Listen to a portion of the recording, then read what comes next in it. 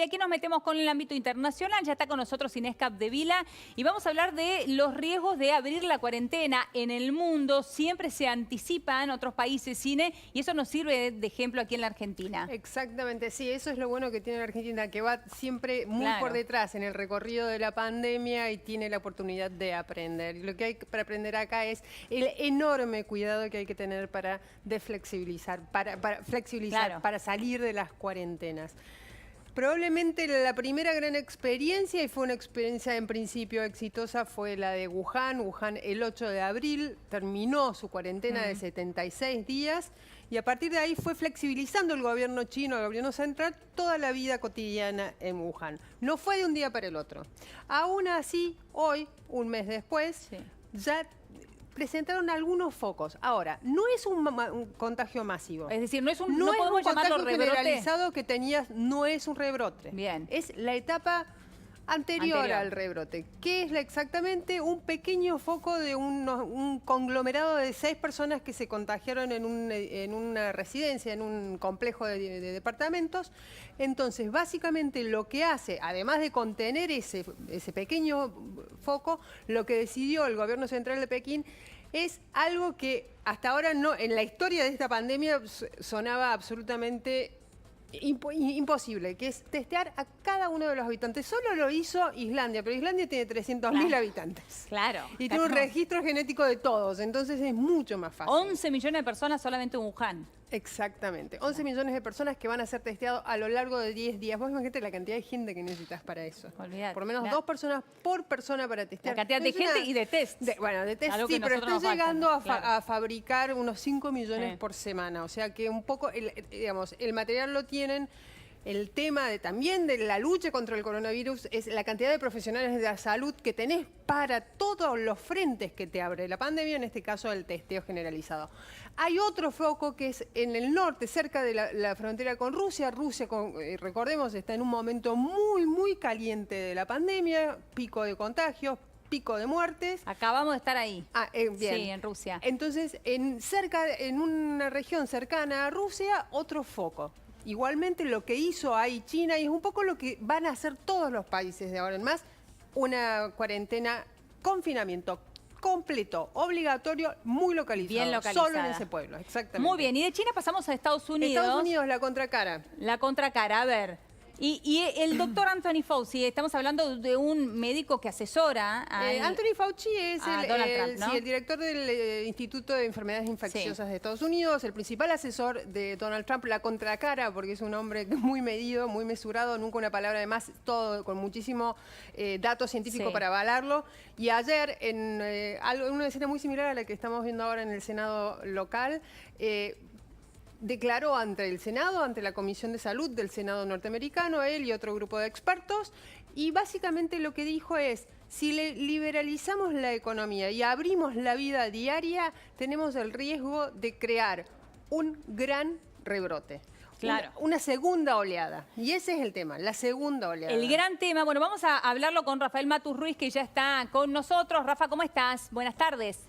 ¿Qué tal, Leonora? ¿Cómo estás? Bien, todo bien, gracias. Muy bien. Bueno, aquí estamos con Inés Capdevila, Rafa. Recién nos contaba esto que decía el doctor, ¿no? El asesor de Trump.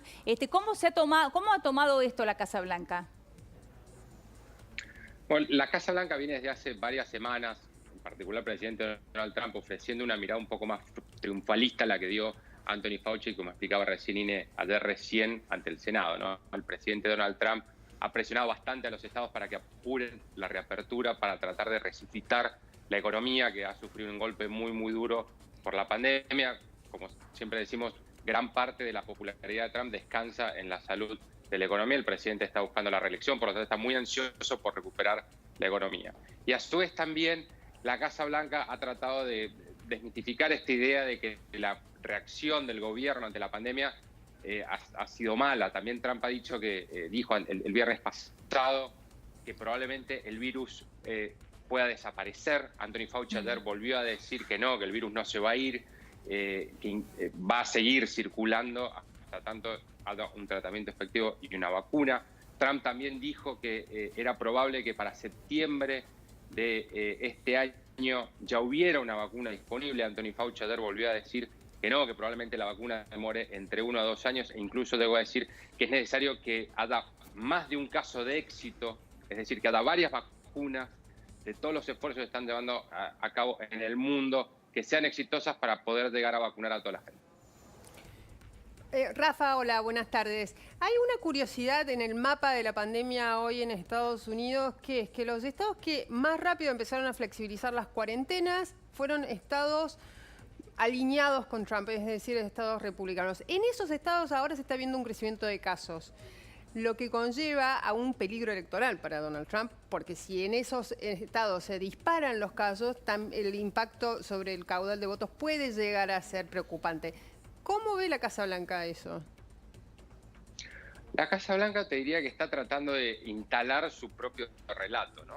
Es algo a lo que Trump nos tiene muy acostumbrados desde el principio de su presidencia. Creo que hay un muy delicado equilibrio que están intentando hacer desde el oficialismo. Por un lado, contener la pandemia y por otro lado, tratar de proteger a la economía. Cada gobernador, entonces, tiene que tomar una decisión, ¿no? ¿Hasta qué punto atenaza la actividad de la gente para tratar de contener la propagación del virus y hasta qué punto empieza a levantar restricciones para reavivar la economía, ¿no? Creo que hoy por hoy prevalece mucho más la preocupación por la economía que por la propagación del virus. Trump, como decía, ha estado tratando de instalar esta idea no de misión cumplida, ¿no? Pero casi, como que lo peor de la pandemia ya pasó, y ha puesto muchísimo más el foco en las últimas semanas en la reapertura de la economía. Eso también vos lo ves en los partidarios del presidente, en los medios que son más afines a la Casa Blanca, que también están metiendo muchísima presión por reabrir la economía, por fogonear el país, por salir de vuelta de las casas, preocupados también por esto que vos decías, ¿no? Si llegamos a la elección del otoño boreal en noviembre con una economía muy, muy deprimida, eso obviamente va a atentar en contra de las posibilidades de reelección de Trump. Y Rafa, ¿qué pasa con la opinión pública, no? Porque vos, por un lado, el presidente dando un mensaje directamente casi de misión cumplida, y por el otro, el asesor hablando ante el Senado diciendo esto no está cumplido para nada y viene para largo. ¿Qué pasa con la opinión pública?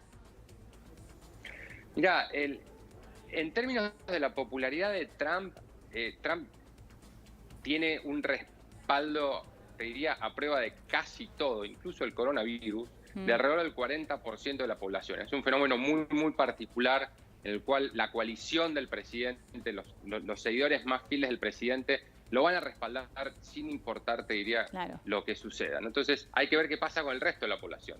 Obviamente, a medida que la economía sufre un daño mayor, a medida que surgen evidencias de que la gestión del gobierno federal de la pandemia ha tenido serias fallas, esa popularidad se drena. Pero todavía el camino hasta la elección presidencial es muy, muy, muy largo. Estados Unidos es un país que está muy, muy dividido y por lo tanto las opiniones, te diría que están muy afincadas en la ideología más allá de lo que pueda pasar con la realidad, ¿no? Puede pasar de todo aquí en noviembre. Gracias, Rafa. Te mandamos un beso grande.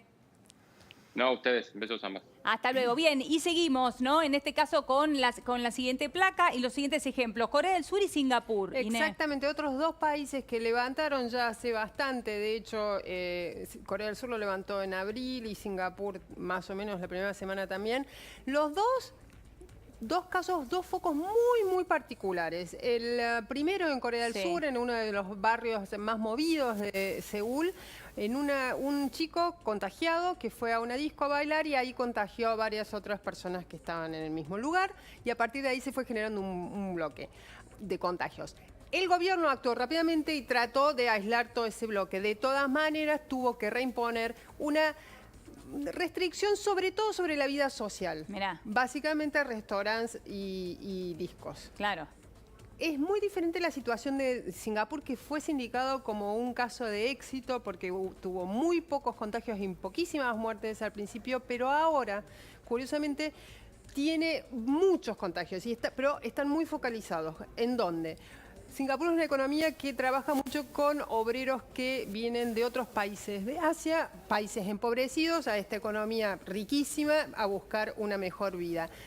por lo general viven en edificios todos juntos, más hacinados que el resto de los habitantes de Singapur, y allí es precisamente donde se focalizó. Lo que hizo nuevamente Singapur es reintroducir ciertas restricciones que había ya levantado y agregarle algunas otras sobre la vida cotidiana de Singapur. Pero te voy a hacer una excepción. Hay 2 países que ya levantaron hace 10 días la cuarentena y siguen teniendo un escasísimo número de casos. ¿Cuáles? También hacia nuestro oriente, Australia y Nueva Zelanda. Ambos obviamente no abrieron las puertas para que todo el mundo salga a las casas, a las playas.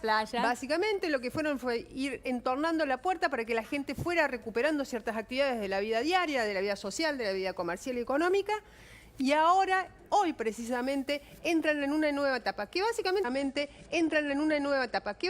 es la apertura de todo. ¿Pero por qué lo hacen? Porque en estos 10 días han mantenido su tasa, su número de reproducción, el R, por debajo de 1, y tienen un promedio en Australia, que es un país que tiene la mitad de habitantes que la Argentina, de entre 16 y 20 casos por día. Bueno, ojalá sigamos esos casos entonces. Gracias, Cine. Un placer como siempre. Momento de una pausa en La Nación PM. A la vuelta, el dólar tocó los 130 pesos. ¿Cómo impacta esto en la economía diaria? En minutos. Ya venimos.